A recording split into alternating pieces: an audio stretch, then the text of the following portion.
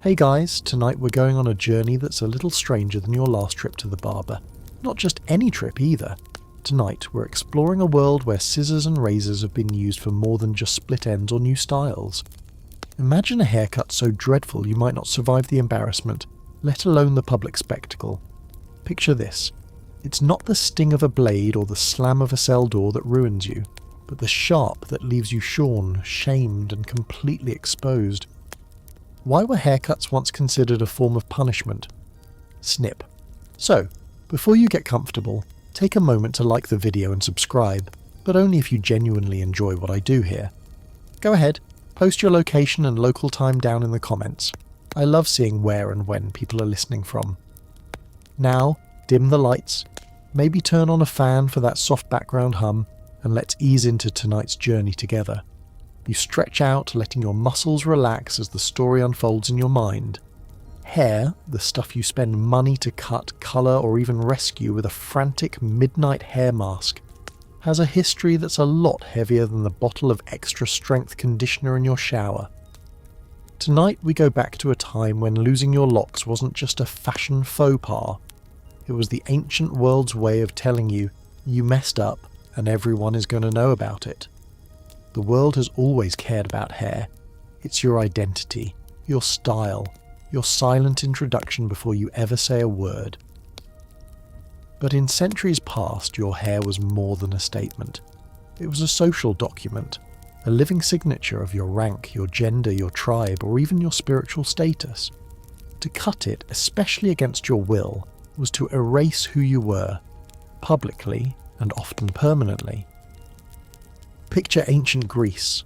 The streets are dusty, the olives are plentiful, and men wear their hair long as a badge of freedom. Only slaves had their hair shorn close. If someone suddenly cropped your curls, it was a signal to everyone. You'd lost your freedom. You'd been demoted to the lowest rung of society. Forget name tags. Back then, a haircut was the ultimate rebranding. And trust me, there were no before and after glow-up montages, just the walk of shame. Historians still argue whether haircutting as punishment began with religious rituals, tribal law, or pure convenience.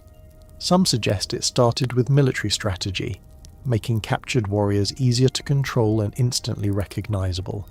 Others think it was about shame, a way to strip away a person's pride, especially if you wanted them to feel small. You might chuckle now, but there's a reason why so many ancient stories fixate on hair. Think about Samson. Yes, the guy whose legendary strength was all tied up in his luscious mane.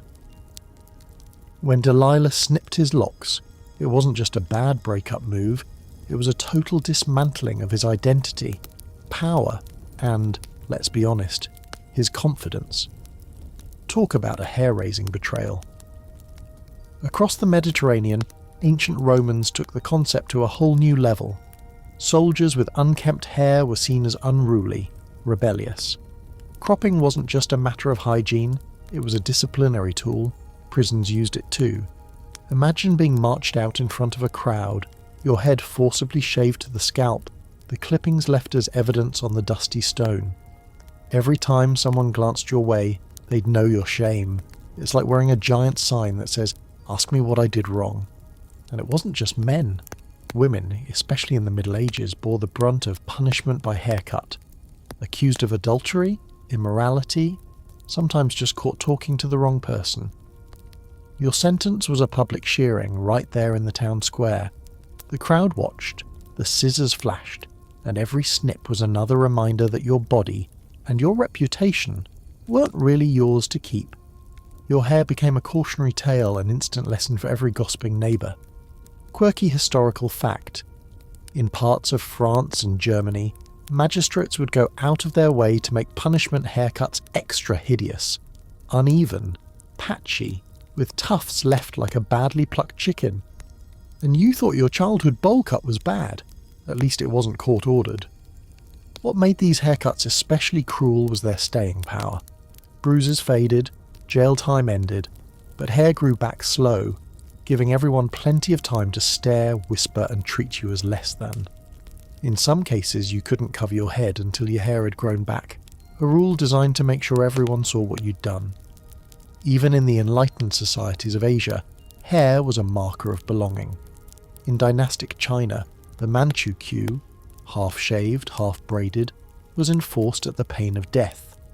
Refusing to wear your hair the right way wasn't just a rebellion against fashion, it was a literal death sentence. Across the sea in Japan, samurai who lost their top knots weren't just disgraced, they were erased from society, forbidden to serve, forced into anonymity. Haircutting punishments sometimes led to surprising riots. In 17th century France, certain towns banned public shearing after a string of angry brawls. Apparently nothing incited violence quite like a bad haircut delivered by the state. Historians still debate whether these rituals worked as intended. Did people behave better because they feared the shears? Or did the shame just breed new, quieter forms of rebellion? Was it about discipline or control or something a little more primal? The urge to mark and display the other in ways everyone could see? On a lighter note, let's admit it. Humans have always been weird about hair. There are records from the Ottoman Empire of men suing each other over beard sabotage. Let's just say, if your neighbour trims your moustache while you're asleep, it's not a prank, it's grounds for legal action. Even pirates, yes, the no-rules crowd, had grooming punishments. Steal from your mates. You might lose your prize ponytail. Apparently salty air and shipboard politics made for some dramatic makeovers. The echoes of these ancient shaming rituals linger even now. You might dread a bad salon visit or wince at a school's no long hair policy. But imagine if every haircut you'd ever had was a matter of public record, a visible mark of failure or defiance. Still think you'd survive the Middle Ages with your sense of style intact? As you drift off, let that thought settle.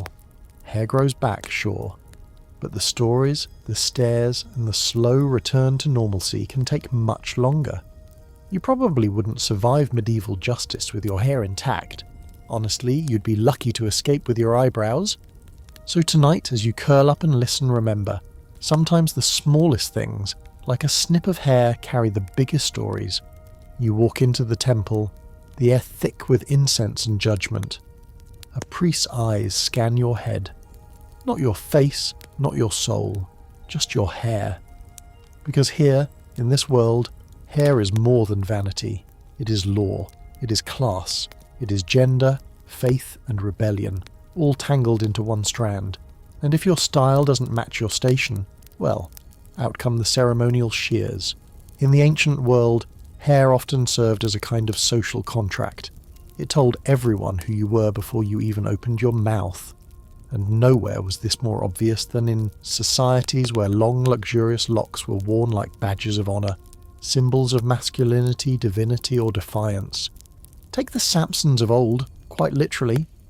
In Hebrew law, Samson's power lived in his uncut hair. When Delilah snipped those holy strands, it wasn't just a betrayal. It was disarmament, spiritual amputation. You didn't need to break his bones to break him. You just needed to shear what made him sacred. Historians still argue whether this myth emerged from a real cultural taboo or was a warning against trusting your love life to people with scissors. In Sparta, young boys grew out their hair as a rite of passage, then shaved it upon becoming soldiers, not to look tough, to lose softness. Hair was youth. Long hair was innocence. The razor, again, was rebirth. Meanwhile, in ancient Persia, prisoners of war had their beards and manes shaved off by the victors. Why? Because dignity often lived in the follicles. You could chain a man and he'd still hold his head high, but shear his hair, his honour, and you watched his posture wilt. Hair wasn't armour, it was identity, flammable and fragile. In Rome, noblemen preferred cropped hair, tight and oiled, to distinguish themselves from the wild Gauls or barbaric tribes who wore theirs long and free. This wasn't just aesthetic snobbery, it was civilization versus chaos, law versus wildness, control versus freedom, played out on a scalp. So when the Romans conquered new territory, they didn't just take land, they took hair. The defeated were often shaved, sometimes entirely, before being marched through the streets, not to clean them up, to declare, "You are ours now." Even in early Japan, the samurai class wore top knots known as chonmage, and losing it was more than just bad luck. it was symbolic death. A disgraced samurai might be forced to cut his own knot before committing ritual suicide. In this context, the hair was your honour. Once gone, so were you. One of the strangest examples comes from the Scythians, those wild steppe warriors from Central Asia. According to some ancient sources, they would scalp enemies and turn the skins into capes or pouches. It wasn't just about killing, it was about harvesting the proof of victory. Imagine that, a purse made from someone's identity. You won't find that in any fashion magazine. And don't worry, we're still very PG-13. No nightmares tonight. But let's be real. Even thinking about someone sauntering around in a scalp satchel gives your neck a little chill, doesn't it? In ancient India, caste boundaries were drawn in part by hairstyles. Brahmins, the highest caste, wore their hair in a particular way, usually with a lock left at the crown. The lower castes had different rules. If someone from a lower caste dared imitate the upper, the punishment could be swift and public. The offender might be seized in the market, their hair forcibly cut as a correction. And in that moment, you weren't just getting a trim, you were being reminded, know your place. Let's slide into Viking territory. Wild, woolly, and yet deeply styled. Viking men were known for grooming contrary to their savage reputation. Long hair, intricately braided beards, these were not signs of disarray, they were status. So when enemies captured a Viking, what better way to belittle him than to chop off their artistry and leave him ragged? Hair, once a badge of power, was suddenly a billboard of failure. Over in Africa, hair took on an even deeper spiritual and communal role. In many pre-colonial African cultures, hairstyles signified tribe, marital status, age, and even fertility. To cut someone's hair without consent was to sever them from their cultural network. Among the Yoruba, it was believed hair carried spiritual essence. Cutting it against someone's will was equivalent to stealing a piece of their soul. And yes, we're talking centuries before scissors even got fancy. Now, zoom out. You'll notice a pattern. Wherever people invested symbolic weight into hair, those in power weaponized its removal. Hair wasn't just cut, it was used, displayed, mocked. The punishment travelled beyond the victim. It echoed through the watchers. Historians still debate just how widespread these rituals were, especially outside elite or priestly classes, but we do know that by the medieval period, the idea had firmly taken root. Long hair, freedom, shaved head, shame. Let's take a quick detour to the Pacific Islands. In certain Polynesian cultures, warriors grew their hair until they achieved a great victory. Then, as a tribute to their gods, they'd cut it themselves, ceremonially, with family present. But if someone else cut it, say during defeat or captivity, that act was considered spiritual theft, worse than a punch, worse than a blade. You might chuckle now, imagining a society so invested in hair, but stop for a second. Think about your own rituals, the anxiety of a new barber, the way you check the mirror after a bad haircut, the small moment of panic when you see too much fall to the floor. Still think we're so different. Even today, hair remains an emotional trigger. Cancer patients undergoing chemotherapy often mourn their hair more than their strength. It's not vanity, it's visibility. It's the sudden transformation from whole to marked. And that same thread goes all the way back to our ancestors, those ancient warriors, slaves, monks, and priests, all trembling under blades not for blood, but for identity. Funny thing, you never really see it happening. No torture devices, no prisons, just a stool, a pair of shears, and a silent audience. And yet the psychological impact can last a lifetime. In a way, haircutting was the ultimate low-tech punishment. It required no tools beyond what a shepherd used, no blood, no permanent scar, but it did something sharper. It rewrote the way others saw you, and more cruelly, it rewrote the way you saw yourself. So as you tuck in tonight, remember this. The next time someone says, "It's just hair," they're either lying, or they've never had their identity taken one snip at a time. You're standing in the clamour of a Roman camp. It's morning, the sun barely peeking over rows of orderly tents. You smell leather, smoke, and the tang of metal. Everywhere, men are sharpening blades, not for battle, but for something quieter. Barbers, tonsures, are preparing their tools. But don't picture soft hands and perfumed towels. These men serve another function in the brutal machinery of empire. For many, the barber's razor is the sharp edge of authority itself. In ancient Rome, hair wasn't just an accessory. It was a mark of your role in the world, your discipline, your submission to order. Roman soldiers kept their hair short and their beards closer still. Practical for hygiene in crowded camps, yes, but also a sign of belonging to the most disciplined army on earth. A scruffy head was seen as a mutiny in the making. So, what did you do with someone who stepped out of line? Simple, you cut their hair. The punishment was both public and intimate. Picture a legionnaire who's grown a bit too bold or worse, deserted his post. He's dragged before his comrades, stripped of his helmet and held fast. The barber approaches, not like a craftsman, but like an executioner. There are no gentle words, no lathering or pampering. The blade bites close and fast. Hair falls in tufts to the ground, sometimes scraped so close the scalp is nicked, raw and gleaming. You're not just being shorn, you're being branded. For weeks, maybe months, everyone will see you and remember, that's the one who failed. Historians still argue whether these punishments were codified law or traditions that grew out of military necessity. What's clear is that, in Rome, hair was a visible badge of honour or disgrace. Even after the haircut, a shamed soldier might be assigned to menial tasks, extra drills, or humiliating guard posts, compounding his isolation. The haircut was just the start. It was a public marker, a declaration to friend and foe alike that you had been broken and set apart. This was not limited to soldiers. In Roman prisons, criminal punishment often included head shaving. Some crimes resulted in forced hair removal before branding or flogging. The point wasn't just cleanliness, it was psychological subjugation. With every pass of the blade, you lost not just hair, but the armour of anonymity. A shaved head in the forum was a walking confession. But it wasn't just men who faced the razor's edge. Women convicted of adultery, theft, or public disorder could also be sentenced to a forced haircut, sometimes in the heart of the city. Imagine standing in the marketplace where every glance is sharp as a dagger, and having your long, carefully tended hair hacked away while strangers sneer. In a world where hair marked femininity and respectability, this was a scarlet letter you wore on your skull. Here's a quirky detail that might surprise you.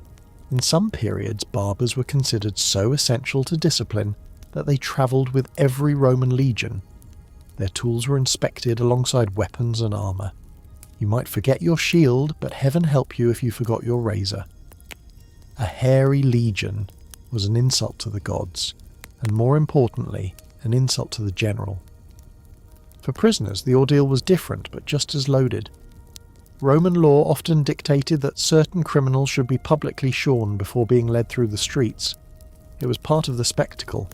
Punishment as theatre. Remember, this is the same society that staged executions as entertainment. Hair, once cut, became evidence of the state's power to remake or unmake you at will. Some fringe stories claim that in rare cases, condemned men would braid small tokens or charms into their hair, hoping the barber would be merciful and spare them a few inches for luck. Whether or not these charms worked, the myth endures. There's something about the desperate hope clinging to a final lock that makes even the coldest heart ache. Let's not forget the household slaves. For them, haircutting was more than discipline, it was erasure. New slaves, upon arrival in Rome, often had their heads shaved as part of the inspection and sale process. This was no delicate trim, it was a quick, brutal cropping meant to strip away any last trace of identity. You came in with one story, you left with none, save the memory of hair falling to the auction floor. In the wider empire, haircutting rituals spread to the provinces. Governors and magistrates sometimes used forced haircuts to quell dissent, especially among unruly youth. It was an easy, bloodless way to shame troublemakers and set an example. In some accounts, parents even requested public haircuts for rebellious sons. Imagine modern-day grounding. but everyone in town gets to watch you lose your cool and your curls. Historians still debate the origins of this practice.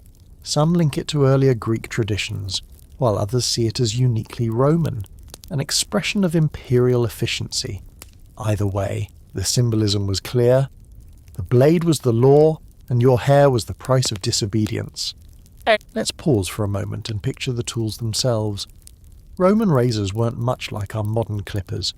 Picture bronze blades, heavy and dull by today's standards. No ergonomic grips, no safety guards. The experience was, to put it mildly, not exactly spa day. The sound alone, a harsh scraping against scalp, was enough to make even the toughest centurion wince. If you've ever suffered a bad buzz cut, multiply that by 1,000. No, do you want a little off the top? No hand mirror, just humiliation, and if you were lucky, a rag to staunch the blood. One quirky fact. In some archaeological digs, barber tools are found in soldiers' graves, right alongside weapons and shields. It's a reminder that to be Roman was to be ready for battle, and for the barber's chair. And here's the kicker. Even after centuries, these rituals never really died. Later, European armies, prisons, and even schools borrowed from Rome's tradition. The haircut as punishment became a cultural inheritance, passed down like a family curse. So if you ever think your own bad hair day is the worst thing imaginable, remember the legionnaire in the dust, the criminal in the forum, the slave on the auction block. They lost a lot more than split ends. They lost their place, their pride, and for a while, maybe even their sense of self. One last thing.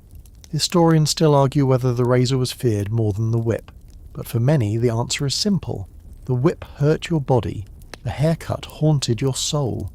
It's enough to make you grateful for your next trip to the barber. Just remember, when you're sitting in that chair, clippers buzzing by your ear, you're part of a story that stretches back to the heart of empire. You stand in a chill stone hallway, torchlight flickering across ancient carvings, the echo of your footsteps swallowed by silence. There's a line ahead of you, hooded figures, their eyes downcast, shuffling slowly toward a door you already dread. You know what waits, not a judge's gavel, not the crack of a whip, but a barber's blade. You're not a criminal, not exactly. You're entering the monastery, and this is your shearing. A quiet spiritual punishment disguised as humility. For centuries across Christian Europe, entering monastic life meant surrendering your worldly attachments. You'd trade your shoes for sandals, your freedom for obedience, and your hair. Well, your hair had to go too. In a world where long hair meant status and dignity, the tonsure was a permanent sign.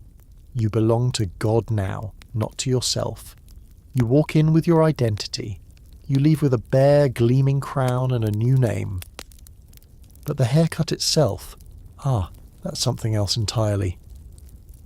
Imagine kneeling as an abbot solemnly circles you with ancient scissors, muttering Latin prayers, your friends and family watching as each snip severs a piece of your former life. The hair falls in silent drifts, your scalp exposed in an unmistakable ring. It's both a sacrament and a sentence, equal parts initiation and exile. From that moment, everyone sees you differently. The tonsure is not a hairstyle, it's a declaration that you've left the world behind. And yet, here's where the story gets tangled. Historians still argue whether the tonsure originated as a punishment or a badge of sacred honour. Some say it was modelled after captured slaves, others trace it back to Celtic druids. One quirky medieval belief insisted the round bald spot was a sign of the sun's favour, an echo of ancient solar cults, repurposed by the church. Whatever its true origin, it was universally understood as a loss of ego, a sign of humility forced into visibility. Yet there's a certain irony in this. The monk's humility became a kind of power. Monks with tonsures were instantly recognised as holy men, immune from certain laws and taxes. Their hairless heads parted crowds and opened doors, turning the punishment of pride into the privilege of sainthood. But step outside the abbey walls, and that same ring marked you as an outsider, a freak, a living symbol of renunciation. There was no hiding. A tonsure followed you like a shadow. You might think this was a strictly Christian thing, but religions everywhere have dabbled in ritual haircutting as both devotion and discipline. Buddhist monks, for example, shave their heads as a sign of detachment. In Hindu traditions, the first cutting of a child's hair is a sacred rite, celebratory, but laced with the seriousness of leaving behind an old self. Even in Islam, the pilgrimage to Mecca ends with the halq, a complete head shave for men, a powerful moment of spiritual equality. Yet in every case the blade divides, before and after, sinner and saint, the world and something other. Back to medieval Europe, the tonsure could be a double-edged sword. If you misbehaved, broke your vows, or fell into disgrace, the very symbol of your faith could become your undoing. Monks accused of heresy or disobedience were sometimes publicly shorn again, this time not into a sacred ring but into ugliness, patchy, uneven, humiliating. Imagine walking through the cloisters, feeling every stare burn into your bare scalp, knowing you're now both visible and vulnerable. Some orders developed elaborate tonsures, the Roman style, a simple crown, the Celtic, a forehead stripe, and the Eastern, a complete shave. There were endless debates about which was most pious. Historians still haven't settled whether the choice was about theology or just a turf war between rival monasteries. Either way, the style you wore wasn't just about God. It was a political statement. My tonsure is holier than yours was a real if silent boast. And of course, there's always a little absurdity when humans get involved. One medieval tale tells of a monk so vain about his tonsure that he hired a local peasant to shave it into a perfect circle each morning. When he was caught, the abbot declared the circle must now be off-centre, as penance for pride. For months the monk walked about with a lopsided bald spot, proof that even humility can become a competition. Yet for all its spiritual gravitas, the tonsure could also be weaponized against the faith itself. During times of persecution, hostile rulers or rival religious sects would seize monks and forcibly shave their heads in a reverse tonsure. Not a ring, but a full shave. The point was clear: strip away the mark, strip away the power. Suddenly the holy man became a nobody, exiled from both the world and the monastery. Hair, once lost to devotion, could be lost again as punishment. And this echoes into today. Think about prison inmates, forced to cut their hair as part of correction, or new recruits in religious seminaries, lined up for a ritual shearing as a first step toward their new lives. Even modern armies, with their standard buzz cuts, carry a faint echo of the monastic tradition. Erase the individual, make everyone the same, prepare the mind for discipline. Quirky fact for your dreams: some monks saved clippings of their tonsured hair as relics, believed to carry a hint of their sanctity. You'd find these tucked into reliquaries, alongside bones and scraps of cloth. Who knew that a little pile of hair could one day be a holy object? There's a certain strange comfort in the predictability of these rituals.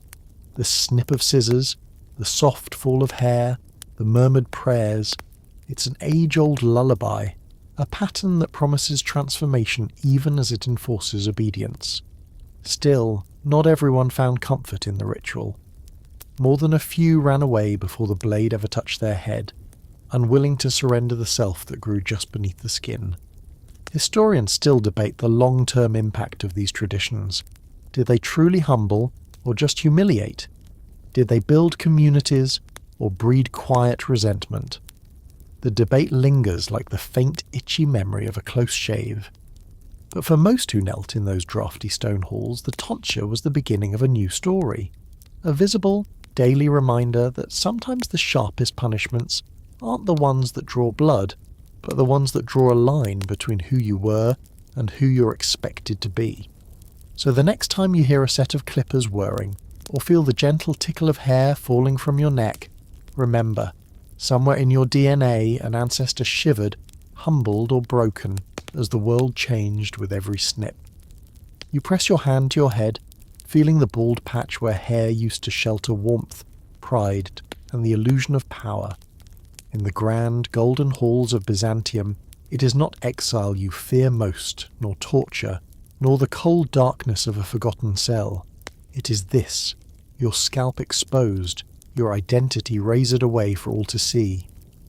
Byzantine emperors and their courtiers understood the symbolic weight of hair better than anyone before or since. Here, a head full of hair was more than a sign of health or fashion. It was a badge of legitimacy. In a court where portraits glimmered with gilded halos and flowing locks, to lose your hair by imperial order was to be erased from history itself. Let's set the scene. The hippodrome is filled, the crowd buzzing with anticipation, but not for a race. Instead, a high-ranking official, perhaps a prince, a general, or a senator, stands trembling. He's been accused of treason or simply found on the wrong side of a palace intrigue. The sentence?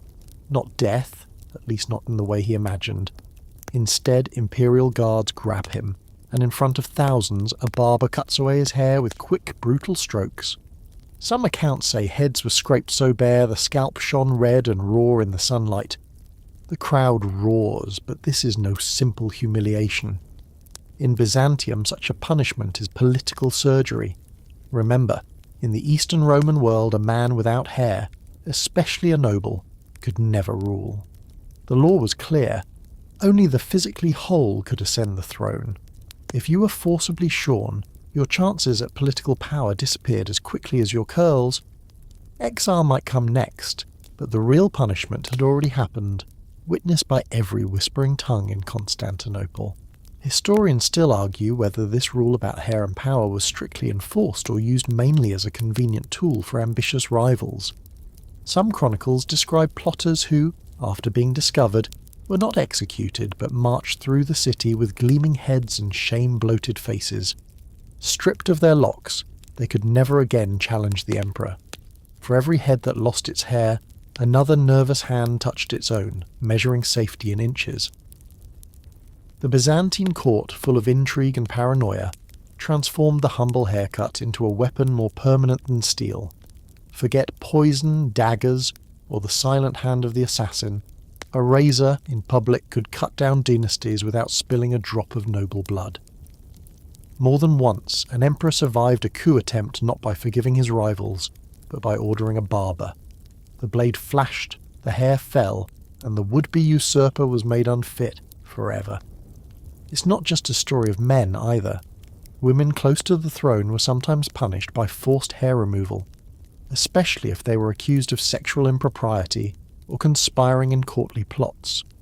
Byzantine chroniclers, always eager for a juicy detail, describe processions where women with shaved heads were paraded through city streets, their shame made visible to friend and foe alike.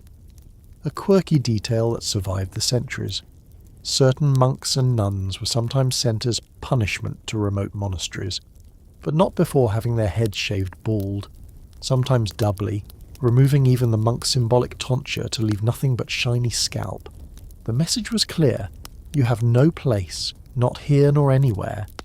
Sometimes the punishment became spectacle. On festival days, as the crowd's cheers echoed through the marble avenues, a former prince or conspirator might be trotted out, his bare head sunburned and exposed, a living warning that power, like hair, could be lost in a moment. Coins were even minted with the faces of new rulers, always with full heads of hair, reminding the public who was fit to rule and who had been cut down.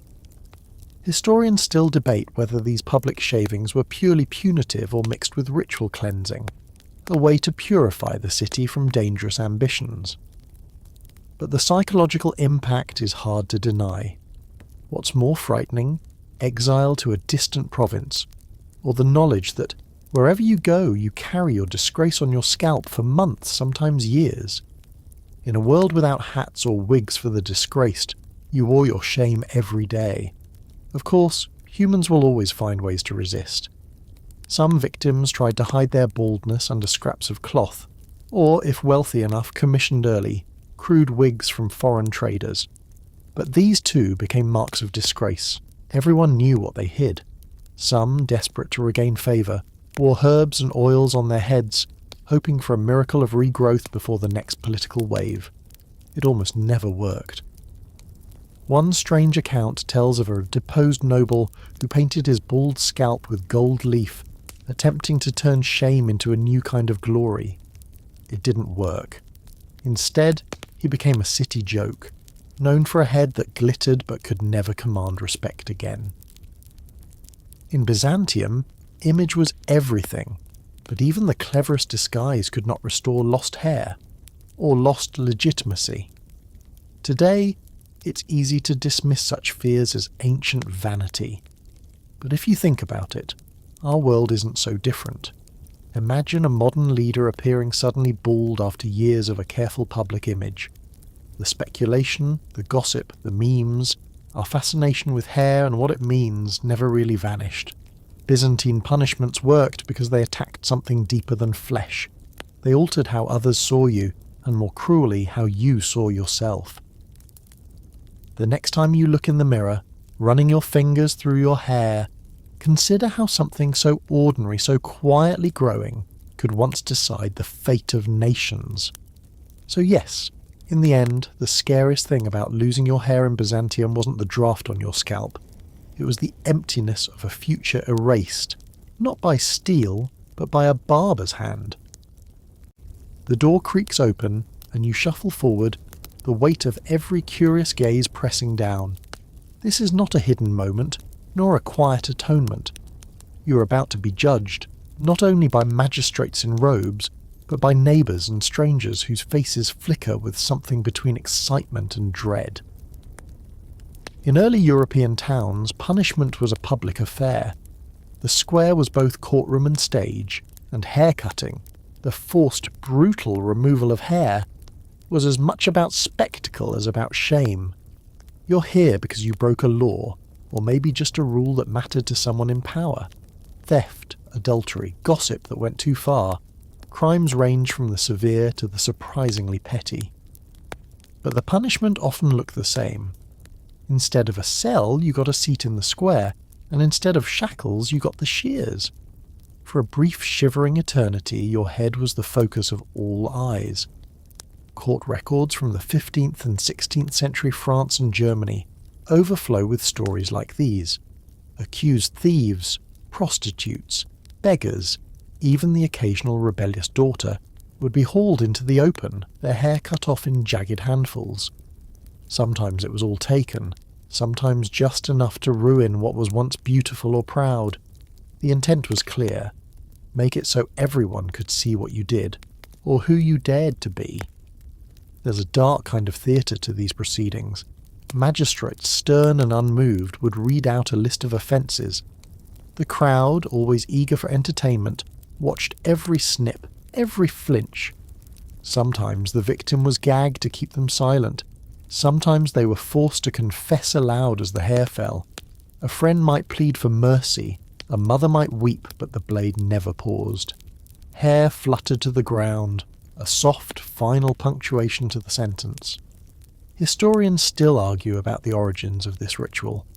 Was it borrowed from earlier, pagan rites, where hair was cut to appease spirits or signal submission to a god? Or did it evolve, more cynically, as a way for civic leaders to police morality and keep the restless masses in line? No matter its roots, by the Renaissance the haircut had become an essential tool of social order. It wasn't always just a punishment for personal misdeeds either.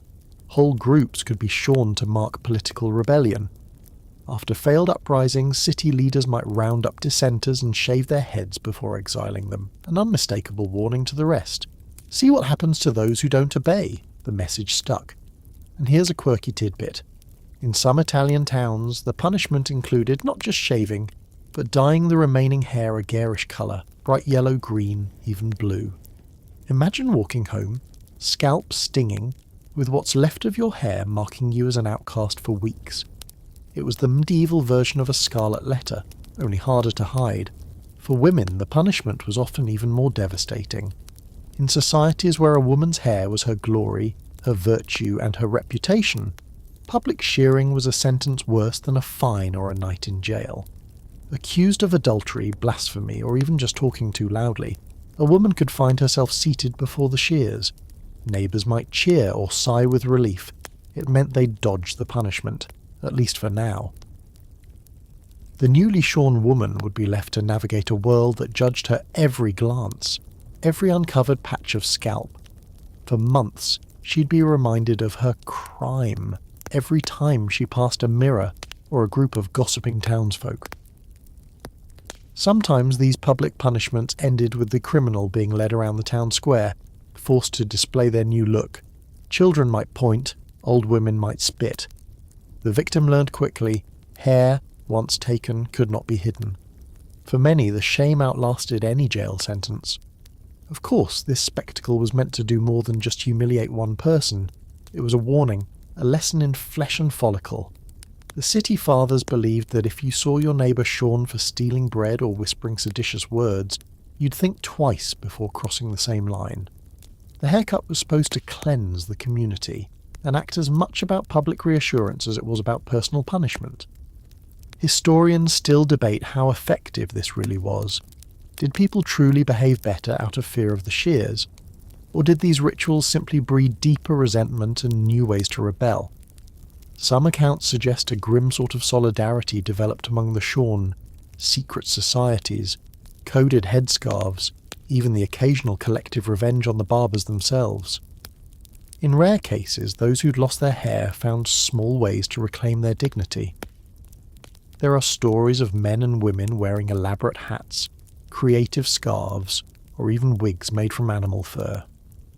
One especially inventive soul is said to have constructed a cap of woven reeds, adorned with painted flowers, and wore it so proudly that it became the envy of her tormentors. In her own way, she turned punishment into performance, a little spark of resistance in a world eager to see her brought low. If you ever catch yourself dreading a trip to the barber, just remember, there was a time when the seat was not a place for comfort, but a stage for confession and humiliation. The next time you see a pair of scissors, think of the squares echoing with laughter, the sharp snap of blades, the hush that falls as the last lock drops to the ground. For a moment, centuries ago, the fate of your hair could shape the fate of your soul. And if you're tempted to laugh at the idea that a haircut could be so powerful, ask yourself, isn't there still something primal in the way we treat our hair? A bad cut can ruin a week. A dramatic change can spark 1,000 conversations. Hair is memory, is status, is safety. Then as now, losing it is never just about style. You're standing on the edge of a foreign settlement, the unfamiliar landscape stretching out beneath a sky that feels too big and bright. You pull your cloak tighter and glance nervously at the others beside you, captives, survivors, or just unlucky souls caught between worlds. Here punishment isn't meted out by judges with gavel and scroll, but by conquerors who carry their own strange customs. You hear the word scalping whispered with horror, but beneath it all is a deeper truth. Before it was a trophy, the removal of hair, or even the whole scalp, was already a symbol, a punishment, a statement that the old you was gone. Colonial encounters in the Americas, Africa and Asia brought hair and its meanings violently into conflict. To many indigenous groups, hair was not simply grown and cut at whim. It was kept, nurtured, signifying belonging, age, marital status, even spiritual readiness. In some Plains tribes, a warrior's braid was his honour, each knot tied to a story of courage or kinship. To cut it, especially against his will, was a fate as grave as a broken bone. When European settlers and soldiers arrived, they saw hair differently. To them, it could be a mark of civilization or savagery, a sign of Christian order or pagan wildness. In some colonies, forced hair cutting became a quick way to mark prisoners, rebels and enslaved people. A sheared head was easy to spot and even easier to shame. But then the meaning of punishment escalated. Scalp taking, a practice already found in some native traditions, but never as widespread or as industrialized as European myths suggested, became a brutal currency of conquest. Colonial authorities and mercenaries were sometimes paid for every scalp delivered, a grim blending of punishment, profit, and ethnic erasure. The loss of hair was no longer just symbolic, it was final. Historians still argue about how much of this cruelty was driven by European incentives and how much grew from old world misunderstandings. What's clear is that by the 18th century, colonial outposts from Canada to the southern tip of Africa recorded stories of heads shaved or scalps taken to mark troublemakers, collaborators, or those who dared to resist. Quirky fact for your sleepy mind. In some places, colonists tried to force local populations to adopt civilized haircuts, short, neat, modern, believing this would tame rebellious spirits. Missionaries in particular loved this tactic, setting up schools where children's hair was shorn on arrival, their old ways snipped away with each strand. If you refused, you could be denied food, work, or even the right to marry. Punishment through haircutting was not limited to men. In the Caribbean, enslaved women sometimes had their hair forcibly cut as a warning for resisting or escaping. For these women, whose intricate braids often hid messages, seeds, or even small tools, the loss of hair meant more than shame. It was the loss of secret strength. In some Asian colonies, local rulers who angered the British or Dutch could be seized and publicly shorn. Their humiliation became a lesson to all who watched. Power was fragile, and colonial authority could reach as close as your scalp. Even small children were sometimes subjected to disciplinary haircuts, their families left to grieve both the pain and the message it sent. Scalping, of course, became the darkest echo of all these rituals. Europeans would later spread wild tales of savage natives, ignoring the fact that colonial governments sometimes paid for scalps and taught the practice to new groups, stoking violence that would last for generations. Hair as punishment had crossed a line, from public shame to lethal spectacle. And yet, even in this horror, people found ways to resist. Some communities disguised hair loss with creative headwear, or scarred their own heads so no enemy could claim a clean scalp. Others held secret ceremonies to re-bless or reclaim hair after it had been forcibly cut. These rituals of healing and defiance are mostly lost to time, but a few survive in oral histories, soft reminders that dignity can persist, even when hair does not. Historians still debate whether the violence of these punishments shaped colonial order more than law or gunpowder. Some say that the threat of humiliation worked as a silent enforcer long after the colonists left. Others insist that though hair grew back, the memory of that first forced cut never faded from family stories. There's something chilling about the idea that, across so many continents, the same gesture, scissors closing, a knife scraping, a hand yanking, could mean so many things. For one, it's a mark of discipline. For another, it's loss. For yet another, it's the beginning of a new identity forcibly imposed. A quirky tidbit to soften the mood: some colonial-era soldiers, desperate to keep their own hair from falling into enemy hands, would shave it preemptively and wear elaborate powdered wigs instead. If captured, they could slip away at night, leaving only a decoy for their foes, proof that even in war, hair could become a clever disguise as well as a target. In the end, colonial punishment by haircut or scalp taking left deep scars on the world's collective memory. The line between discipline and destruction blurred until the act itself became almost unthinkable, a violence that lingered, not just on the head, but in the stories told for centuries. So the next time you brush your hair or tie it up or even daydream about a new style, pause for a second. Remember those whose strands told the story of survival, and how sometimes even a simple snip could change a life forever. You wake to the sharp sound of footsteps in the dawn, distant but unmistakable. All around you, neighbours draw their curtains or pull children indoors, for they know what's coming. A procession of punishment, one that's become disturbingly familiar in times of revolution. Hair, which once marked pride, class or defiance, is about to be weaponized yet again. But this time, it's not just a punishment. It's a tool of transformation, wielded by regimes desperate to prove that everyone, rich or poor, rebel or loyalist, can be remade with a single sweep of the razor. The French Revolution was a furnace for such punishments. As the old order crumbled, everything became a symbol. The clothes you wore, the way you spoke, and yes, the way you styled your hair. Aristocrats with their powdered wigs and elaborate curls became living reminders of an unjust past. Revolutionaries saw those hairstyles as enemies in themselves.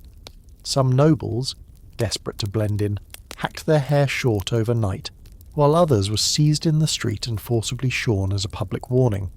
A hairdo could mean the difference between life and death. Historians still argue about how much the revolutionaries obsessed over hair, but evidence lingers in pamphlets and letters. To be caught with a fashionable wig during the terror was to invite suspicion, mockery, or worse. Some were paraded through town squares, their heads shaved as crowds jeered, stripped not just of privilege but of protection. The punishment was public and theatrical, reinforcing the message that no one stood above the law or the blade. Quirky detail for your dreams. In some revolutionary tribunals, judges would order only half a head shaved, leaving the other wild, a living canvas of shame and chaos. Victims walked lopsided through the streets, unable to hide their disgrace. For some, it was said, the uneven haircut stung more than a fine or a night in prison. It was a sentence you wore until your hair grew out, and everyone who saw you remembered your crime. And this was not just a French phenomenon. As revolutions swept across Europe and later into the far reaches of China and beyond, forced haircuts took on new meanings. In Russia, Bolshevik authorities targeted those who looked too bourgeois.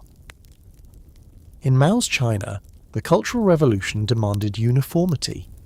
Long braids, flowing locks, any sign of individuality was cut off in public struggle sessions. The message was always the same: your old life is gone, your past erased, and your future belongs to the collective. Historians still debate whether this erasure was more psychological than physical. Did shaving away a person's history, strand by strand, truly change who they were inside, or did it simply breed new forms of quiet resistance? Some say the shorn found ways to signal their defiance, a coloured ribbon, a carefully hidden curl. Others simply endured, waiting for the day when the hair, and hope, might grow back. A quirky episode from the Chinese Revolution. At the height of hair uniformity, those caught trying to hide extra length or style were sometimes punished with bizarre, humiliating cuts, stripes, patches, or forced bald spots in strange places. It wasn't just about making you conform, it was about making you memorable in the worst possible way. But punishment by haircut didn't always come from the authorities. In many cases, ordinary people seized the opportunity to settle old scores. During the French Revolution, jealous neighbours or embittered rivals might denounce someone for wearing their hair too fancy. The next day a crowd would appear, and the victim would find themselves sitting in the public square, weeping as their hair fell away and their status vanished with it. And just as quickly, the symbolism could flip. After the revolution, some women cut their hair short in solidarity, adopting the so-called victory bob, or revolutionary crop. What began as shame was reclaimed as power, a visual rebellion that echoed through salons and parlours across Paris. Historians still wonder if these fashion trends were acts of true resistance, or simply the latest way to survive in a world always hungry for conformity. Don't forget the men, either. In revolutionary China, the queue, the long braid imposed centuries earlier by the Manchu dynasty, became a hated symbol of imperial oppression. When the Qing collapsed, thousands of men rushed to cut off their queues, sometimes in fevered public ceremonies. The sight of braids burning in the street was both terrifying and liberating, a ritual that declared, "The old world is gone, and with it the power it held over our bodies." But even in the act of liberation, punishment lingered. In the first years of the Soviet Union, authorities sometimes forced priests and monks to lose their long symbolic beards and hair, hoping to erase centuries of tradition with one communal trim. The result was rarely total submission. Instead, new stories grew, a priest hiding a lock of hair as a talisman, a rebel sewing a curl into his shirt for luck. Even when the state tried to shear the soul, a little spirit remained. Quirky side note: In some villages, old women were the most feared wielders of the shears. They knew every secret, every old grudge, and if you crossed them, your punishment was delivered not by a soldier, but by someone who'd watched you grow up and knew exactly how to hurt you. Today, it's easy to see these revolutions as moments of wild chaos, but the rituals of haircutting reveal a different truth. These were calculated acts, meant to unmake the past and force everyone into a new shape, equal yes, but often equally afraid. And even now, a bad haircut stirs a nervous giggle, but deep down we remember what it once meant: power lost, freedom clipped, and the hope that one day the blade will miss you. So tonight, as you sink deeper into sleep, think of those who lived through revolutions, whose hair fell in the name of change. Every strand was a small story, every snip a reminder that history is never just written. It's cut, shaped, and sometimes painfully shaved. You open your eyes to the sound of bells, the clang of metal gates, and the rumble of heavy boots on ancient floorboards. The world feels a little smaller today, more regulated, more suspicious. You're not in a palace, not in a bustling marketplace. This is a school, though not the kind with smiling teachers or friendly playgrounds. No, this is a place where discipline is as sharp as the scissors kept locked in the headmaster's drawer. And if you think you can keep your hair the way you like, you're about to learn that, for many, a haircut is just another name for erasure. It's the late 19th or early 20th century. All across Europe, North America, and far beyond, new institutions are rising. Residential schools, reformatories, workhouses, designed to civilize or improve the next generation. The children brought here come from every background, but some are marked before they even arrive. Indigenous children, children of immigrants, orphans, and the poor, all considered unruly, wild, or simply different. For them, the haircut is not a matter of style. It is the first step in a campaign to erase the past. Imagine arriving at such a school, your parents' voices still echoing, the smells of home clinging to your clothes. Before you can even unpack, you're ushered to a wooden chair, and out come the scissors. Long braids, lovingly tended by generations, fall to the floor. Carefully oiled curls are snipped away, leaving you blinking and cold. It is not just hair that's lost, but everything it once meant: connection, comfort, memory. Historians still argue about the earliest roots of this tradition. Was it simply a matter of cleanliness, as administrators claimed, or was it something deeper? A calculated stripping away of culture and identity. Testimonies from survivors say it was both, and something worse. A ritual humiliation that announced to the world, you do not belong to yourself anymore. This was not limited to any one country. In Canada and the United States, Indigenous children arrived at government and missionary schools and were shorn within hours. Teachers wielded shears as much as pencils. To cut a child's hair was to cut their link to ancestors, to language, to ceremony. In Ireland and England, orphanages and workhouses used haircutting as discipline, both for boys and girls. In Australia, Aboriginal children's first memories of civilization were often the loss of their sacred locks. Quirky detail. In some schools, the hair was not just cut, it was burned, or in rare cases, even sold. Imagine the shock of seeing your own braid tossed into a stove, or learning it had become a commodity for someone else's profit. In one infamous case, a school used the hair from dozens of children to stuff cushions for the teacher's lounge, a small, bitter joke at the children's expense. The psychological impact was immediate and lasting. For many, the haircut was a wound that's never healed. Survivors described the feeling of being exposed, naked, or unreal. Others remembered being taunted by classmates, or shunned by their own families on rare visits home. Hair became a boundary, those who had lost it and those who had not. A new hierarchy built on the blade. Yet even in this grim routine, there was resistance. Some children found ways to hide locks under caps or scarves, while others whispered songs or prayers as their hair fell, holding tight to memories as the snipping continued. teachers caught children weaving secret braids at night, risking punishment for a taste of their old selves. Small acts of defiance, little rebellions that showed hair, even cut, could still carry meaning. Historians still debate the lasting effect of these institutional punishments. Did children eventually adapt, or was something precious lost forever? Some argue that the hair grew back, but the message stuck. To survive, you had to look and act the same as everyone else. Others say these rituals left scars so deep that they echo through generations in stories told by grandparents to their grandchildren. The school's logic was always the same. Sameness meant safety, conformity meant progress. But the truth was far simpler. Haircutting was a tool of control, a way to divide and weaken, to say, you are not who you were, you are ours now.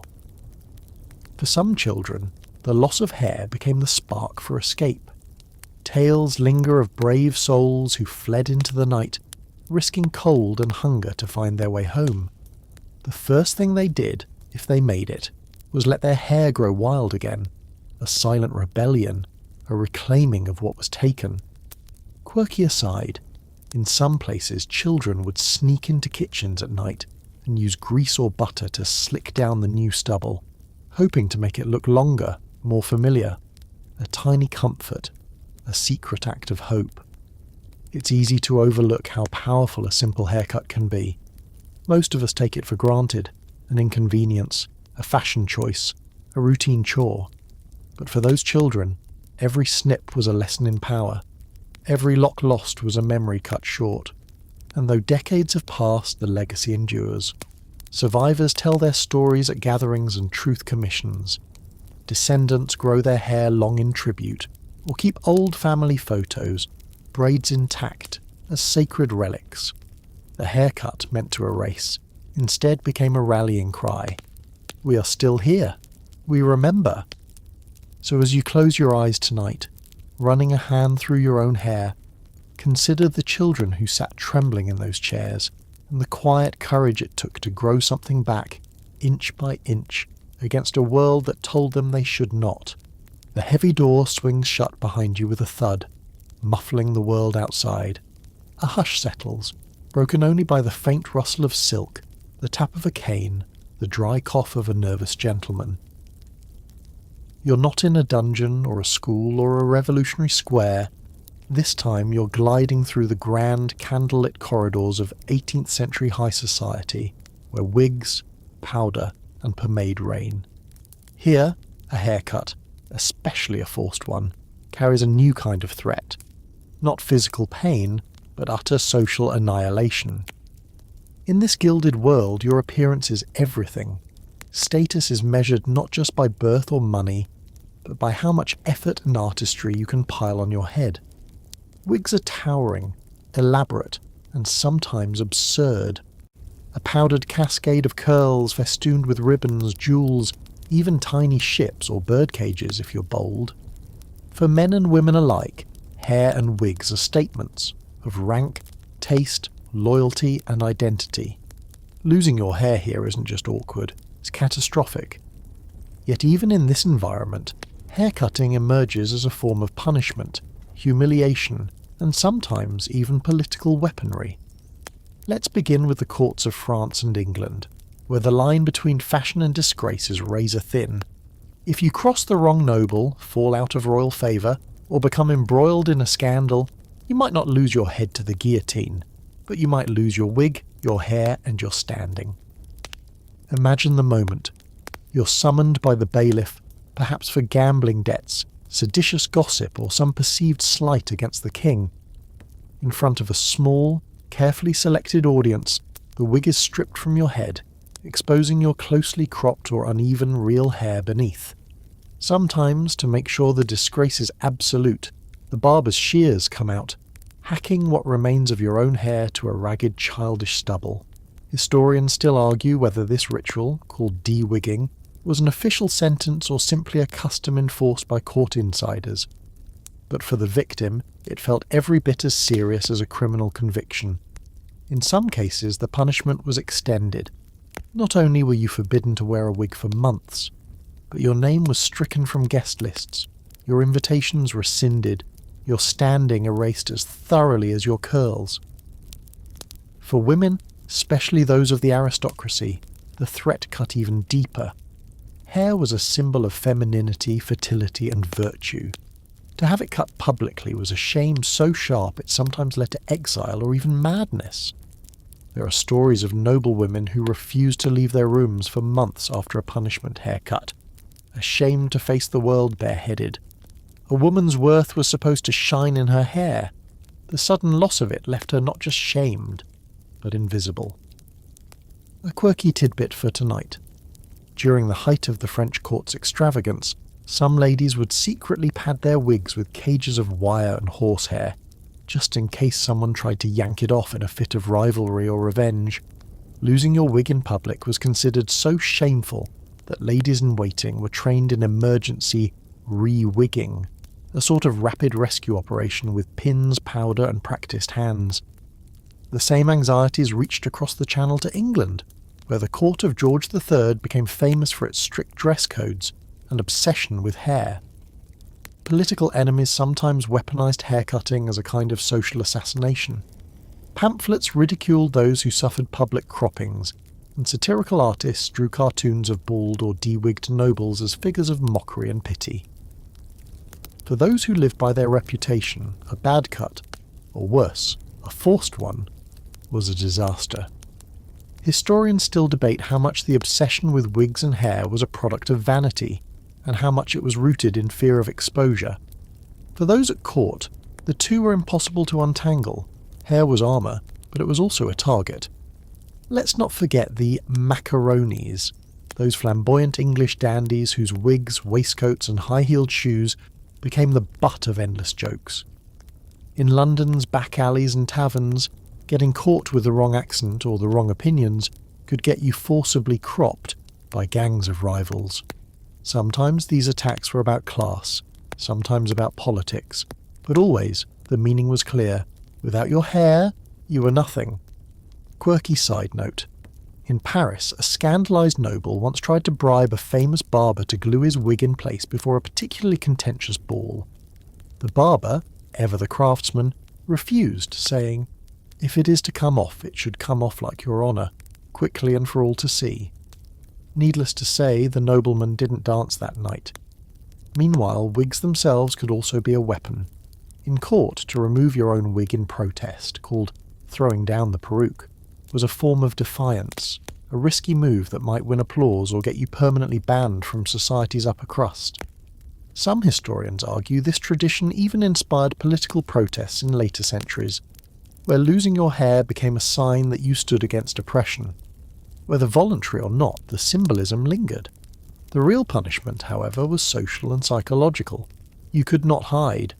Wigs might offer some camouflage, but everyone knew who had suffered a de-wigging. Your reputation, once lost, was as difficult to restore as your hair. Invitations dried up. Friends kept their distance, nervous their own status might fall with yours. For many, this fear bled into daily life. Servants were instructed to carry spare wigs, just in case their masters needed to make a quick swap. Young debutantes were warned to keep their tempers in check, lest a rival challenge them to a public snipping. Some families went so far as to hire bodyguards for their hair, a bizarre but very real trend in certain corners of 18th century Paris. Historians still argue about the psychological effects of these punishments. Did the threat of haircutting keep order in society, or did it simply breed more anxiety and rivalry? Diaries from the time are full of both fear and schadenfreude. Some took satisfaction in the downfall of rivals, while others lay awake at night, haunted by dreams of shears. For the very rich, there were rare second chances. Wigs could be replaced, money could buy discretion and exile, while painful, often lasted only as long as the scandal's memory. But for those without wealth or connections, a punishment haircut could signal the end of ambition, romance, even family ties. Quirky anecdote to send you off to dreamland. In Vienna, a group of clever but disgraced artists once hosted a masked ball where everyone, rich or poor, famous or infamous, had to attend bald, wigless and anonymous. For one night, No one could be shamed for their hair, or the lack of it. The party became legendary, but no one ever dared repeat it. And so, in the candlelit world of wigs and powder, the scissors and razor were as feared as any blade in battle. The next time you see an old portrait, an impossibly high wig, a man with powdered curls and an unreadable expression, remember, sometimes the greatest fear wasn't losing your head, but losing your hair. As you settle into bed, close your eyes and imagine the whispers of silk, the soft thump of a wig on polished wood, the sharp gasp as the shears flash. Even here, centuries removed, the echoes of shame and spectacle linger. You feel the morning sun on your face, harsh and exposing. There's a restless hush in the village square, a charged, uneasy silence broken only by footsteps and stifled sobs. Today, the punishment is different. It isn't about tax evasion or noble scandal. This time it's about war, betrayal, and the ancient belief that shame can outlast pain. The line forms quickly, mostly women, some with children clutching at their skirts, others with hands balled into fists. You sense fear, but also pride. You sense too the sting of injustice disguised as justice.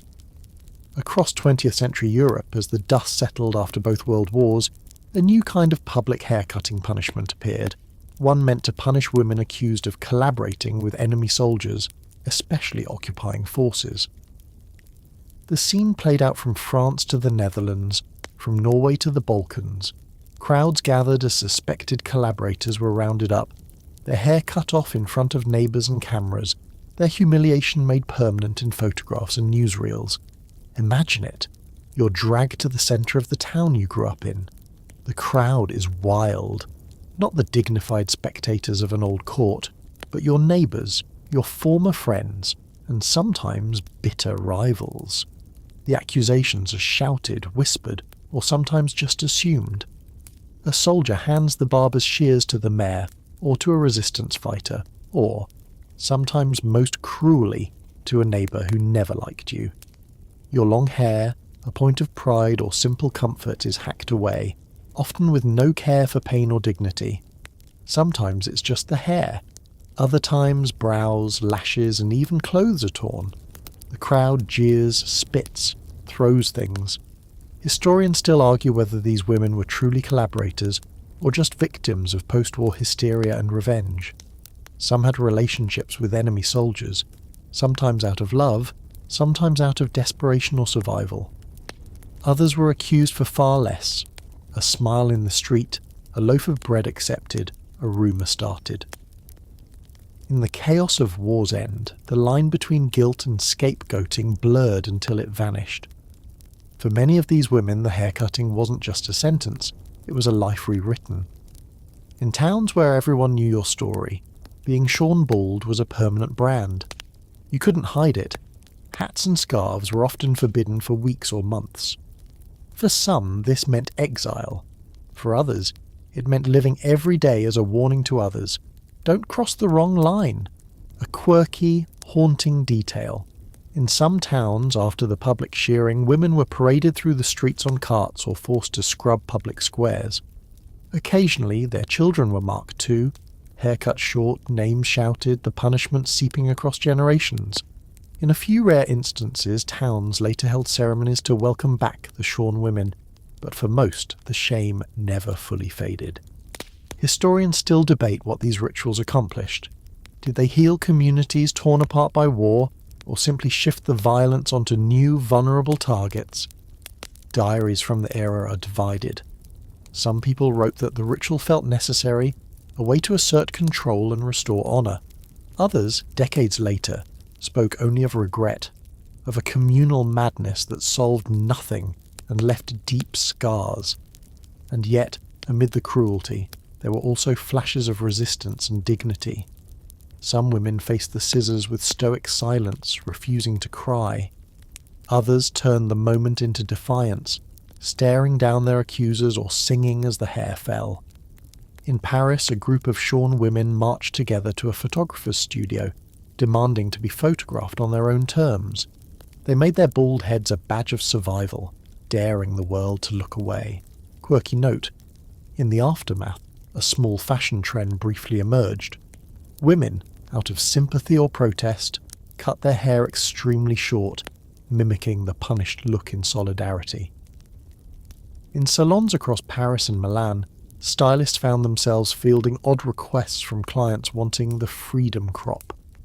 For a season, shame was reclaimed, spun into a kind of silent protest against the cycle of blame and vengeance. Still, for most, the wound was slow to heal. Families were divided, friendships were lost. Children were taught not to stare, but everyone did. In rare moments, justice commissions reviewed old cases and issued apologies, but hair, once cut, cannot be instantly regrown, and neither can trust. Historians continue to wrestle with the meaning of these punishments. Were they about justice, or fear, control, or catharsis? The answer, as always, is tangled. But if you listen closely, you can still hear echoes.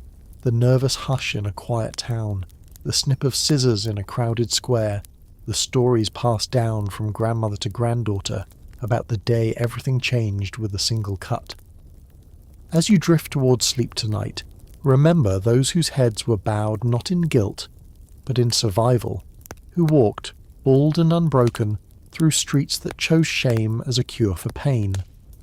The room is dim, thick with the scent of incense and old wood. You hear the murmur of prayers, the shuffling of feet. It might be a holy festival, a rite of passage, or just another morning at the temple or synagogue. Yet beneath the hush is tension, because even here, where tradition and community are meant to uplift, the act of cutting hair blurs between sacred ritual and subtle coercion. You realize as you watch the ceremony unfold that not all rites are born from kindness. Some are sharpened with expectation, and even faith can turn scissors into a tool of punishment. Across centuries and continents, religious haircutting rituals mark the journey from child to adult, sinner to saved, outsider to insider. At their best, these ceremonies build belonging. A baby's first lock cut at a Hindu mundan, a novice monk's head shaved to signify humility, a Jewish boy's upshur and snip to welcome his third year. But sometimes, the line between meaningful rite and forced conformity gets very thin. Take the centuries-old practice in some strict Christian communities, where women are required to keep their hair long as a sign of modesty and obedience, while others force women to cut their hair short for the same reason, so they don't tempt or stand out. Here the scissors move in step with doctrine. A girl's first trim becomes not a celebration but a warning. Don't draw attention, don't challenge the order, don't be different. Historians still debate whether these customs originated as practical rules or patriarchal control. Some say they started as health or safety measures. Others believe the deeper purpose was social policing, reminding everyone that in this community the group's needs always trump the individual's. Either way, the memory lingers. For every joyful snip there's a moment of anxiety. Will I fit in? Will I be shamed? A quirky fact. In certain ultra-Orthodox Jewish circles, married women are required to shave their heads completely and wear wigs or scarves for life. The logic, said to be rooted in interpretations of ancient law, is that only their husbands should ever see their natural hair. Yet many women, behind closed doors, keep a secret lock or let it grow in private, a hidden rebellion beneath a velvet hat. Then there are the haircut punishments handed out by religious authorities.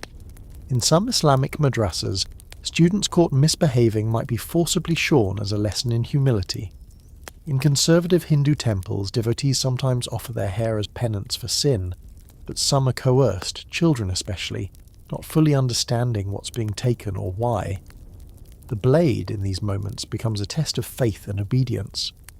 Think about Buddhist monks, boys and men lining up to lose their hair in a single sweep, a symbol of shedding worldly attachment. Yet stories linger of reluctant novices, crying as their heads are bared, the comfort of their identity lost to the collective. For some, the ceremony is liberation. For others, it's the first taste of spiritual pressure. Historians still argue whether the act builds character or simply breeds silent resentment. In all these cases, the rituals are heavy with meaning, some beautiful, some bittersweet, and some quietly cruel. Community leaders insist the hair will grow back, that the lesson or blessing will last forever. But for the individual, the memory of the scissors often endures longer than the ritual's joy. There are tales of pushback too. In modern times, a few brave souls have challenged compulsory religious haircuts in courts or through protest. Sikh boys in some Indian schools, once shamed for long uncut hair, have won legal battles to keep their identity intact. Muslim girls have resisted forced trims in secular schools, arguing for the right to choose their own expression. The very thing once wielded as punishment, a haircut, becomes the ground for new debates about freedom, tradition, and belonging. Quirky aside, in rural Greece, old priests sometimes played practical jokes on young altar boys, snipping a tiny lock when they weren't looking, claiming it was for good luck. Some children treasured the gesture, others dreaded it for weeks, certain the prank meant more trouble was coming. Yet, for every tale of fear, there are stories of rituals repurposed for joy. Families hold parties for a child's first haircut, communities sing and dance as hair falls, and friends gather to cheer a novice monk or nun stepping into a new life. The best rituals offer comfort, a sense of crossing into something greater. The worst, however, cast a long shadow, reminding everyone that even the softest ceremony can sting when choice is taken away. Historians still debate how many of these traditions survive purely out of faith, and how many persist because of the quiet threat of exclusion. "You're not one of us unless you look like us," is a message rarely spoken but often felt in every snip. As you close your eyes tonight, the question lingers: is it possible to keep the beauty of tradition without slipping into the cruelty of conformity? Maybe, somewhere in between, there's a way to honour both heritage and the heart's desire for freedom. So the next time you hear a prayer murmured or a song sung over the sound of scissors, remember, rituals like hair can both bind and release. And sometimes the line between blessing and punishment is as fine as a single strand. The echo of boots and barked orders fills the air, a chorus of hurry up and fall in, of names called and numbers shouted. You stand in a long, nervous line, clutching a duffel bag, your civilian life shrinking with every step. The room ahead hums with anticipation and dread. This isn't ancient Rome, or a monastery, or a colonial school. This is boot camp. The year might be 1950, or 1980, or today, but the ritual remains. The first day of military life starts not with a speech or salute, but with the buzz of clippers and the swift, efficient loss of your hair. You move forward, shoes squeaking, heart thumping. The barbers sit at attention, razors gleaming under bright fluorescent lights. There's no chance to plead, no time to prepare. You sit. You feel the cold touch of metal, the whir in your ear, the vibration as your hair falls away. It's fast. Seconds, maybe a minute, and you're done, stripped down to stubble or skin. You glance around. Everyone looks the same. It's official. Your identity is gone, replaced by the uniformity the military demands. The forced haircut, a universal right in armies worldwide, is about more than hygiene or convenience. It's a psychological reset, a break with individuality, a clear signal that the old you has no place here. Historians still debate just how much this ritual shapes recruits. Does the loss of hair really break down ego, build discipline, and prepare soldiers for the demands of war? Or is it just another tradition, more about spectacle than substance? For many, the impact is immediate and visceral. You're suddenly exposed, ears larger, forehead higher, every feature you never noticed now on display. Jokes ripple through the ranks. "I haven't seen my scalp in years," or "now I know why I never went bald." Laughter covers nerves, but beneath it is a quiet sense of mourning. Your reflection in the barracks mirror is someone you barely recognise. A quirky tidbit for tonight. In some armies, the barbers are also new recruits, assigned the task as a kind of initiation. "Give your brother a fresh start," the sergeant says, winking. The result? Crooked lines, accidental bald spots, and a brief collective misery that helps break the ice. Veterans tell stories of the worst cut of my life, but also of the camaraderie born from shared embarrassment. The haircut isn't just about the individual, it's a group experience, a transformation from strangers to a single, disciplined unit. Gone are the markers of class, religion or style. Everyone starts at the same square inch of scalp. Historians still argue whether this was always the intent or simply a happy accident of practicality. Either way, it works. By the time you step out of the chair, you're no longer just yourself. You're part of something bigger. But as with every punishment, there's a darker side.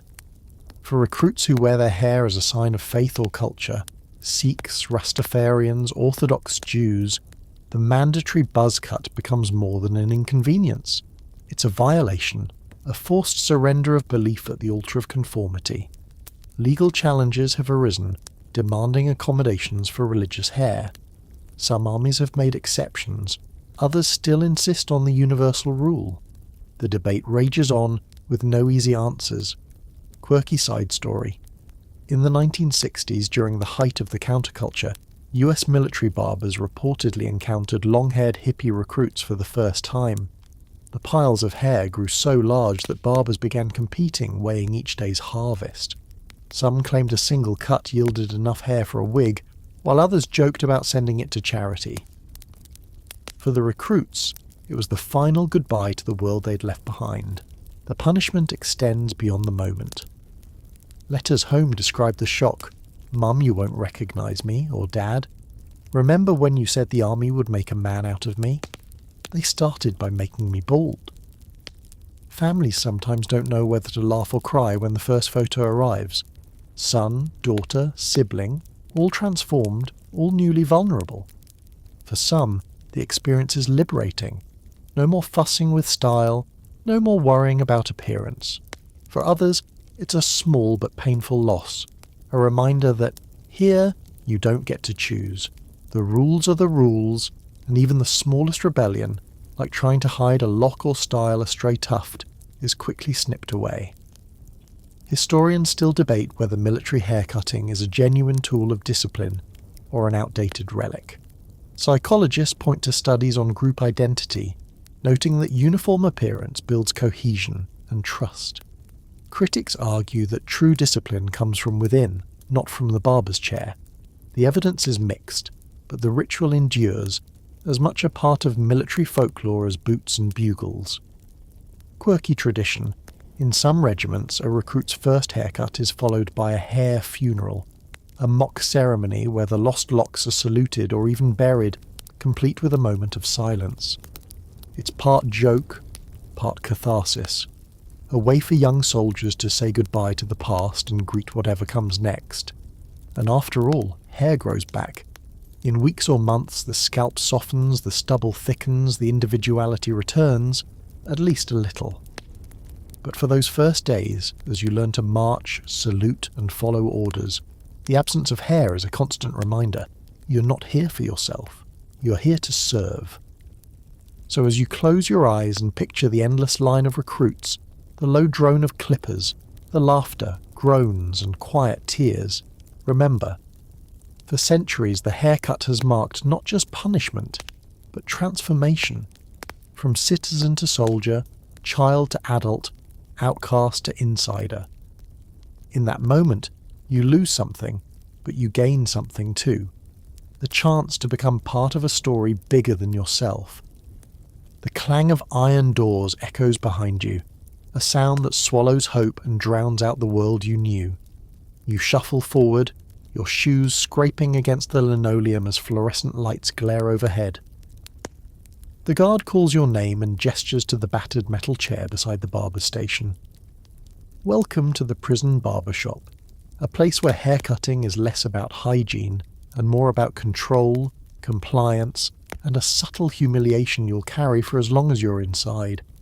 In modern prisons around the world, the haircut has become a ritual of entry, a boundary you cross whether you want to or not. Sit down, submit, and let the clippers strip away the last traces of freedom. For some, this is their first act as an inmate. For others, it's a recurring punishment for breaking the rules. No one leaves unchanged. You watch as your hair falls, joining the ever-growing pile swept into the corner. It's quick, impersonal, and enforced by policy. Every inmate must have a regulation cut.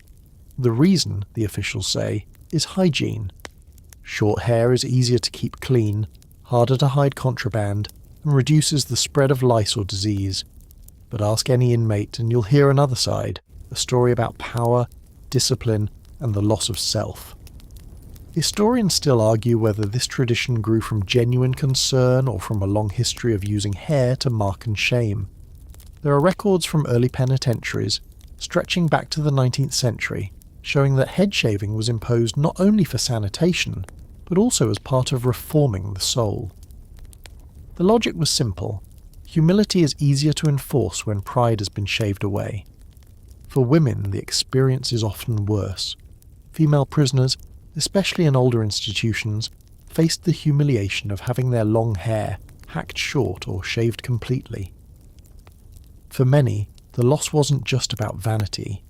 It was about dignity, identity, and the sudden public marker of their incarceration. In some infamous cases, new arrivals were paraded past other inmates, their freshly cut heads on display, a living warning to everyone watching. A quirky detail from prison folklore. In some American jails, inmates use the small curls and locks left behind to make prison art, braiding them into bracelets, weaving tiny pictures, or tucking them away as good luck charms. Even in captivity, a few strands of hair could carry meaning, hope, or memory. Prison barbers themselves occupy a strange place in this world. Often they are inmates, trained for the task and given a rare measure of trust. For some, the job is a blessing, a break from monotony, a source of small talk and respect. For others, it's a burden, a reminder that every snip enforces the institution's rules more sharply than the guards ever could.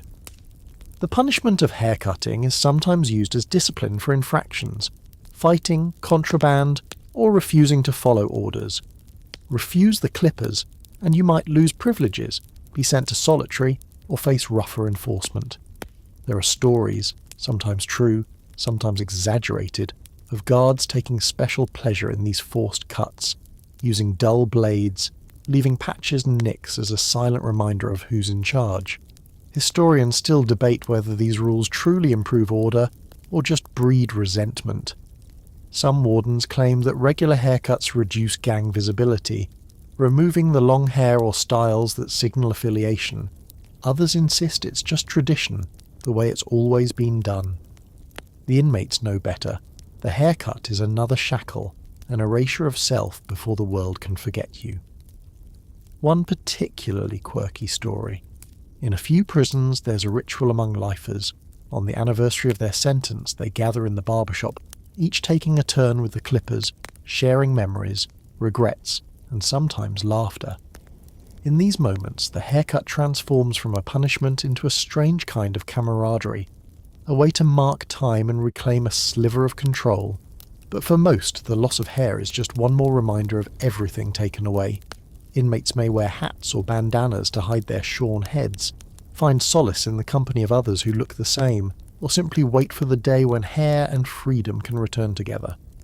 Historians still argue about the effects. Does the uniformity of short hair really break the will, or does it simply mask the stubborn persistence of identity? Psychologists studying prison life say the truth lies somewhere in between. Some inmates become resigned, blending into the grey sameness. Others hold on to their old selves by remembering every lost inch. The symbolism isn't lost on those who watch from the outside. A mug shot with a fresh prison cut becomes an image of lost potential, a visual proof that the system has claimed another soul. For families, the first visit after a new haircut is bittersweet. Their loved one is still there, but changed, harder, older in a way that goes beyond hair. And yet, as always, the story is not just about loss. In a few rare cases, the barbershop becomes a place of confession, of laughter, of whispered plans for life after release. Hair grows back, after all, even here. Some inmates joke about saving their first trimmings for luck on the day they're released, a ritual of hope against a world built on regret. So tonight, As you settle under your blanket, remember those who sit in the prison chair, feeling the weight of clippers and the sting of rules. The next time you catch your reflection, or run your fingers through your hair, think about what it means to choose your own style, to wear your history on your head. And if you dream of freedom, imagine the moment when the last door opens, the sun warms your face, and you leave the barbershop behind. Your hair growing wild once more, inch by inch, a small but potent victory over the world that tried to shear you away. The world is a blur of screens and notifications, the constant ping of new messages and viral trends echoing in your ears. You scroll and swipe through your day, half watching the dramas that play out online. Suddenly, a video catches your eye. A shaky clip, a living room in chaos, a teenager's face streaked with tears as a parent looms with clippers. With one angry sweep, long hair tumbles to the carpet. The caption: "This is what happens when you break the rules." The crowd in the comments divides, some cheer, others mourn, but all feel the weight of the punishment as it goes viral. Welcome to the digital age, where haircutting as punishment hasn't faded, it's simply gone global. What was once whispered about in village squares or hidden behind prison walls now unfolds in front of millions, the shame and spectacle magnified, replayed, and dissected by strangers around the world. The viral haircut video is a new twist on an old story, but the emotions are eerily familiar.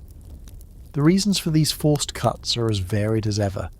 Failing grades, breaking curfew, acting out online, or even expressing a personal style the adults disapprove of. Sometimes it's a parent, sometimes a teacher, sometimes a school administrator, or even a peer. The hair comes off, and with it, a piece of the victim's self-esteem. Historians still argue whether public shaming ever works. Does humiliation really teach lessons, or does it simply breed resentment and trauma? In the age of the internet, the stakes are even higher. What once faded with time now lingers forever in pixels and hashtags.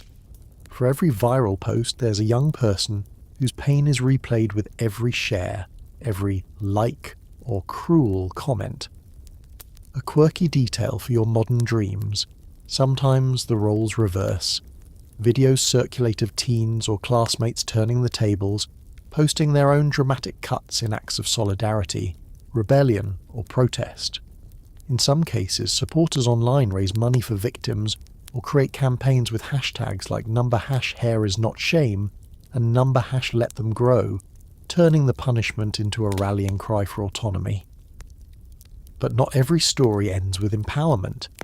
Many who endure forced viral haircuts struggle long after the cameras are turned off.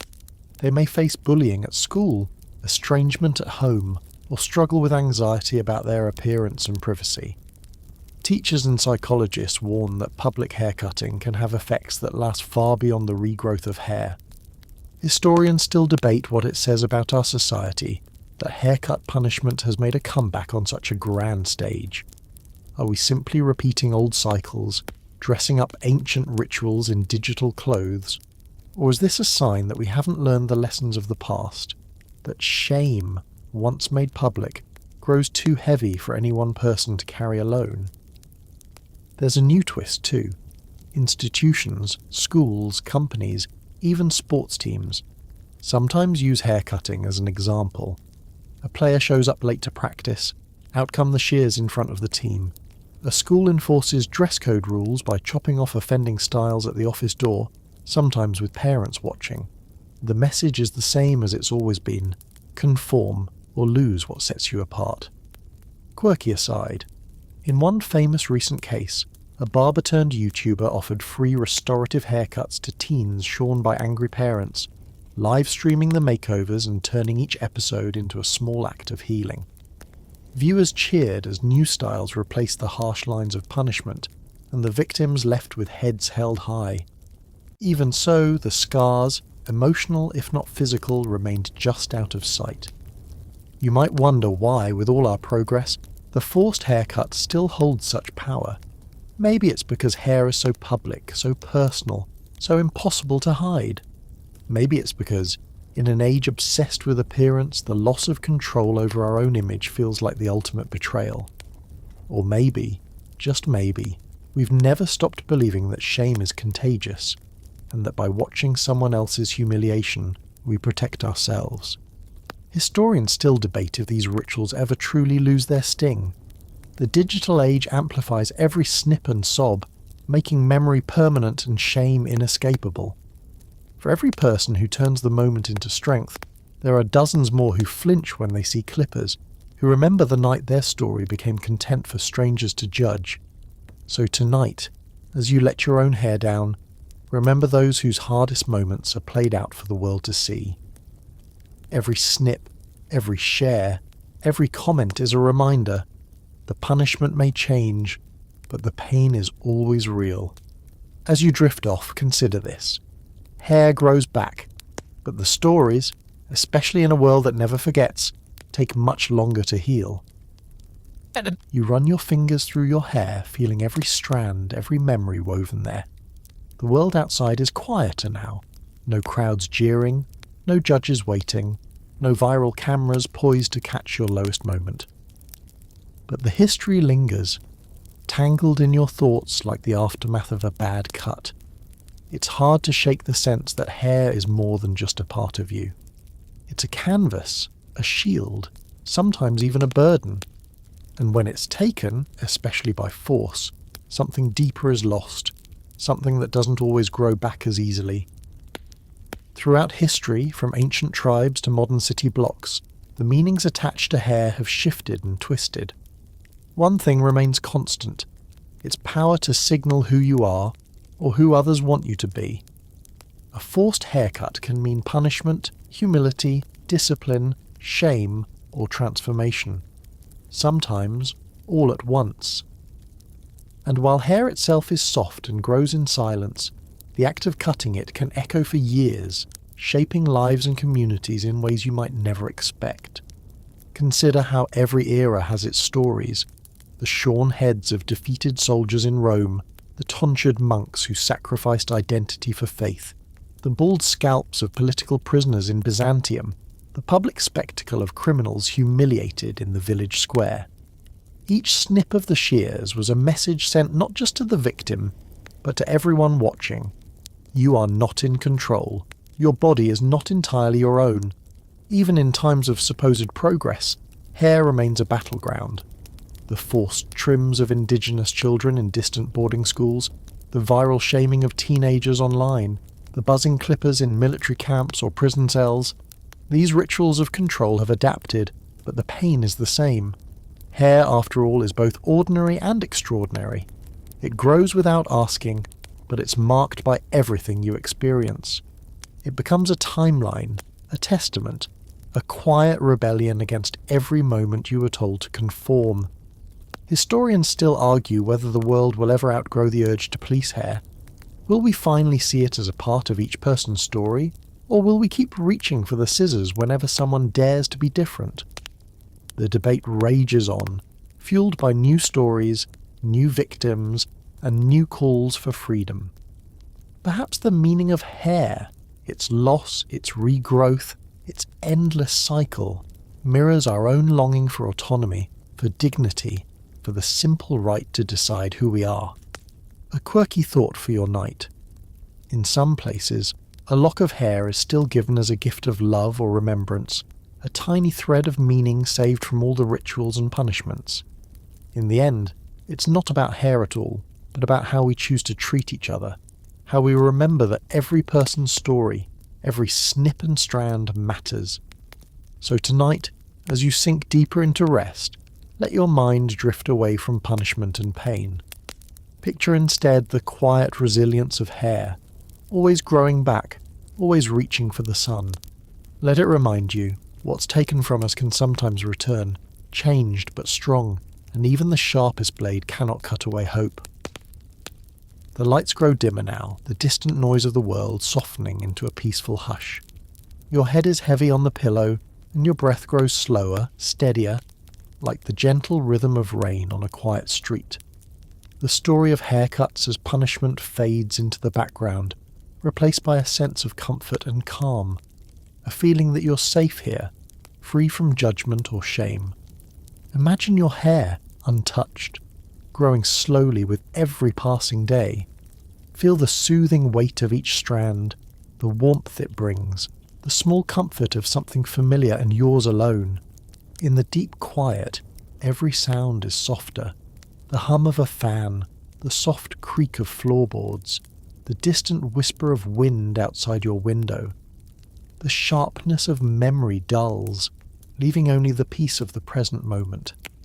No one is watching now. There are no crowds, no punishments, no need to hide.